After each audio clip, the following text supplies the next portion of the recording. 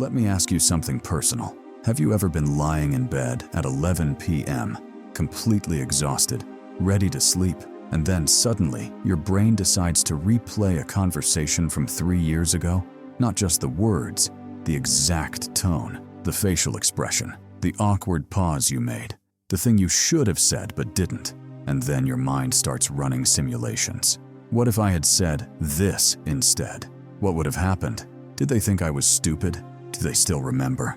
While everyone else is peacefully asleep, you're conducting a full forensic investigation of a random Tuesday afternoon conversation that nobody else even remembers. Your friends tell you, stop overthinking. Your family says, you worry too much. Even you probably think, why can't I just turn my brain off? But here's what nobody tells you.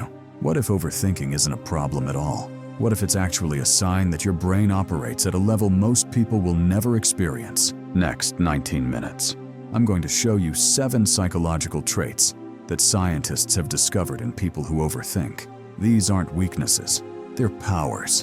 And by the end of this video, you'll understand why your mind works this way, why it's actually a gift, and how to finally stop fighting against yourself. Because here's the truth that will change everything. Only 8 to 15% of people think the way you do. You're not broken, you're rare. Let's dive in. Trait 1. The mental time traveler. Here's something most people don't realize about overthinkers. Your brain doesn't just live in the present moment. It simultaneously exists in the past, present, and future. Right now, while you're listening to this, your mind is probably analyzing what I'm saying, remembering if you've heard something like this before, predicting where this video is going, wondering if you left the stove on, planning what you'll do after this video ends. Oh no, I'm not. At the same time, psychology calls this temporal multitasking. Your brain has the ability to process multiple timelines simultaneously. Here's a real example. You're in a meeting at work. Someone asks for your opinion. While they're talking, most people are thinking, what do I say? But you? Your brain is running 6 different calculations. 1. What did they actually ask? 2. What are they really asking underneath the words? 3. What do they want me to say? 4. What should I actually say? 5. How will each person in the room react? 6. What will happen tomorrow if I say this versus that? And all of this happens in 3 seconds. While others give a quick answer and move on, you're still processing layers of meaning they didn't even know existed. This isn't overthinking. This is advanced cognitive processing. The science behind it, a 2021 study from Stanford's Cognitive Psychology Lab found that people who overthink show 43% more activity in the default mode network of the brain, the part responsible for simulation, imagination, and mental time travel. Your brain is literally built to run scenarios. Evolutionarily, this was a survival advantage. Thousands of years ago, the humans who could imagine, what if the tiger is hiding behind that bush, were the ones who survived. The ones who just walked casually, they became lunch. Your ancestors survived because they overthought danger. That same wiring is still in your brain. You don't overthink because you're anxious. You overthink because your brain is doing what it was designed to do, prepare you for every possible outcome. But here's where it gets interesting. While this mental time travel is exhausting, it also gives you an incredible power. Foresight. You see problems before they happen. You detect patterns others miss. You prepare for situations nobody else considered. This is why, in crisis situations, people turn to overthinkers. Because while everyone else is panicking in the moment, you already mentally rehearsed this scenario 6 months ago. You're not slow, you're strategically advanced. But mental time travel is just one power. The second one is even more rare. Trait 2. The emotional archaeologist.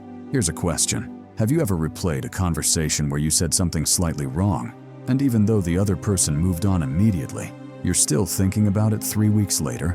Not because you're dramatic, but because your brain is asking a question most people never ask. Did I hurt them? Not, did they seem hurt? You already know they said, it's fine, but did it actually land okay? Did they go home and think about it? Are they upset but too polite to say? This is what I call being an emotional archaeologist.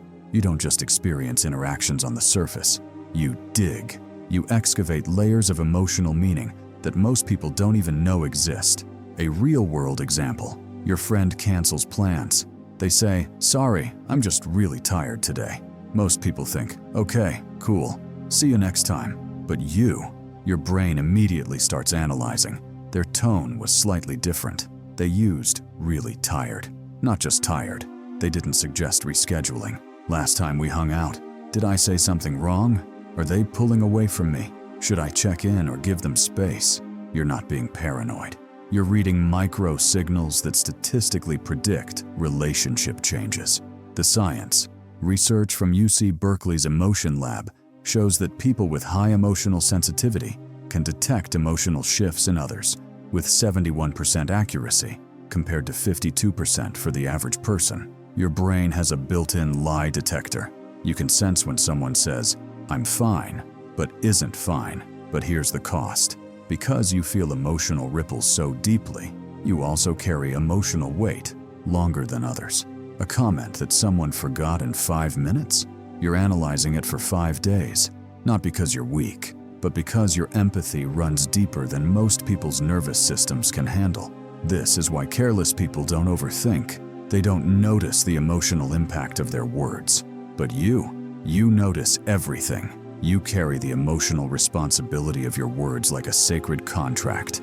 And that's not a flaw, that's depth. But emotional archaeology alone doesn't explain the exhaustion you feel.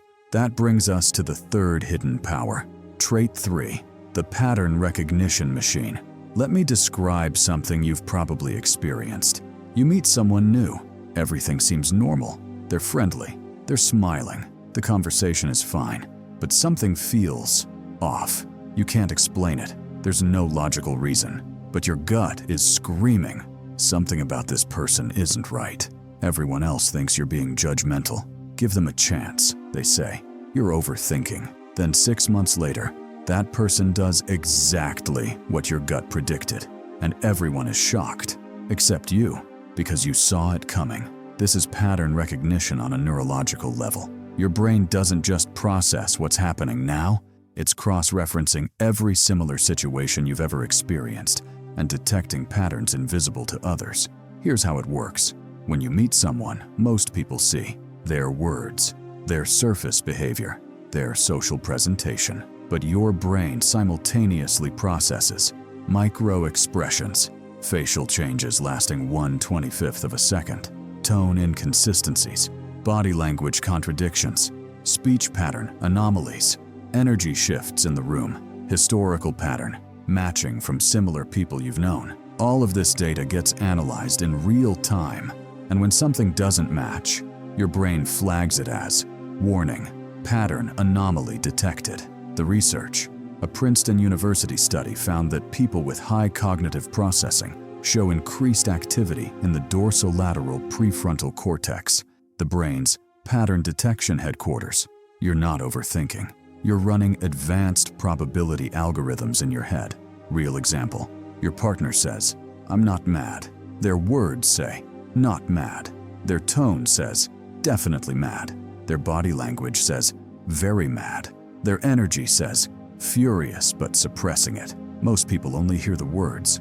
You're processing all 4 channels, and when the channels don't align, your brain can't rest until it resolves the inconsistency. This is why unclear situations exhaust you.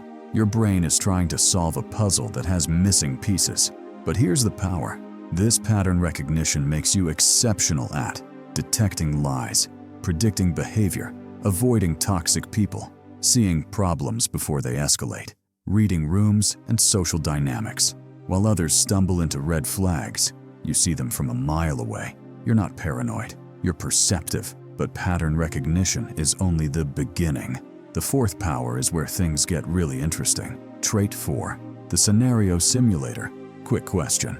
How many conversations have you had in your head that never actually happened in real life? Probably hundreds, right? You mentally rehearse difficult conversations before they happen, arguments that might occur, presentations you have to give, confrontations you're avoiding, apologies you need to make. And here's the crazy part. By the time the actual conversation happens, you've already lived through 47 different versions of it in your mind. This is called mental simulation. and it's one of the most sophisticated cognitive abilities humans have. Psychology research shows that overthinkers have hyperactive imagination centers. The same part of your brain that creates dreams, art, and innovation is the part that creates your anxiety scenarios. Here's what's actually happening. Your brain is running predictive models. Before you send that text, your brain simulates how they'll read it, what tone they'll hear, how they'll respond, what you'll say next, where the conversation will go, all possible outcomes. Most people send the text and wait to see what happens. You've already mentally lived through the entire conversation before hitting send. The evolutionary advantage. In ancient times, the humans who could mentally simulate, what if I go down this path versus that path, were the ones who avoided danger. Mental simulation equals survival planning. But here's the modern problem. Your brain is still running survival simulations, but for non-survival situations. Your brain treats sending a risky text, speaking up in a meeting, making a social mistake, the same way it would treat life-threatening danger. Because to your nervous system, social rejection feels as dangerous as physical threat. But here's the hidden power. This simulation ability makes you incredible at strategic planning, creative problem solving, risk assessment, innovation, preparation. While others wing it, you've already mentally tested every option. Elon Musk, Steve Jobs, Marie Curie, all known overthinkers, all known for seeing possibilities others couldn't imagine. Your imagination isn't your enemy. It's your superpower.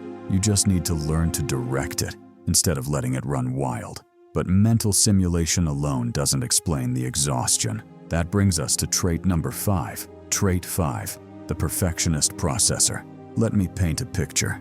You finish a project. It's good. Actually, it's really good. Everyone said so, but you can't celebrate because your brain is stuck on the one thing that could have been better. The sentence you could have phrased differently. The slide that wasn't perfectly aligned. The moment you stumbled over a word. Everyone else sees success. You see the 0.3% imperfection. This is perfectionist processing. Your brain doesn't judge work on a binary scale, good versus bad. It judges on a spectrum of optimization. And here's the thing, your brain never hits 100% satisfaction because it can always imagine a slightly better version. The psychology. This is called maximizer thinking versus satisficer thinking. Satisficers ask, is this good enough? Maximizers ask, is this the best possible option? Research from Columbia University shows that only 23% of people are natural maximizers. Most people are comfortable with good enough. You're biologically incapable of settling. Why this happens? Your brain has unusually high standards for integrity, doing things the right way, quality, doing things well, alignment, doing things that match your values. When something doesn't meet your internal standard, your mind can't rest. It's not that you're hard on yourself, it's that you have a deep internal compass that refuses to accept mediocrity. The cost? You experience decision paralysis, because choosing one option means eliminating all the others. And what if one of those others was slightly better? You experience chronic dissatisfaction, not because you're ungrateful, but because your brain is always calculating the gap between reality and ideal. But here's the power. This trait makes you exceptionally reliable, high quality in your work, ethically consistent, deeply principled, someone people trust. While others cut corners, you do things right. You don't want applause, you want integrity. And in a world full of good enough, people with standards are rare. But perfectionist processing creates another layer, mental exhaustion, which brings us to trait number 6. Trait 6, the meaning seeker. Here's something that probably drives you crazy. Small talk. When someone asks, "How are you?" and expects, "Good you," as the answer. When conversations stay surface level, weather, traffic, weekend plans. When interactions feel empty, because your brain doesn't just want information, it wants meaning. This is called existential depth. You don't experience life in isolated moments. You experience it as a story that's supposed to mean something. So when things feel random, disconnected, or pointless, your brain rebels. Real example. You're at a party. Everyone's having fun. But you're mentally asking, why are we here? What's the point of this? Is this really how I want to spend my time? Not because you're antisocial, but because your brain needs purpose. The neuroscience. Research shows that people with high meaning-seeking drive have increased activity in the anterior cingulate cortex, the part of the brain responsible for finding coherence and purpose. Your brain is constantly asking, does this align with who I am? Does this matter? Is this meaningful? Why unanswered questions torture you. Most people can live with ambiguity. Why did they do that? Most people. Who knows? Whatever.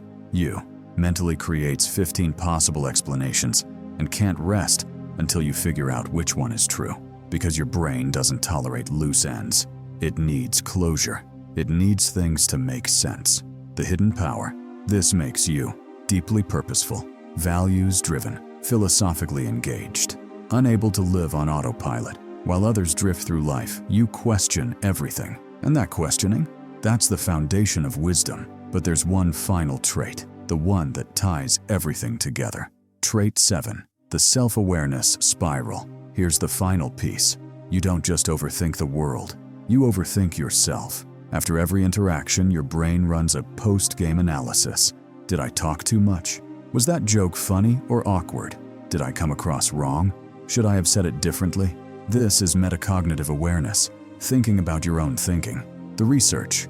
Only 15 to 20% of people engage in regular, deep self-reflection. Most people go through life without questioning their own behavior, motives, or impact. But you're constantly evaluating yourself. Why this happens?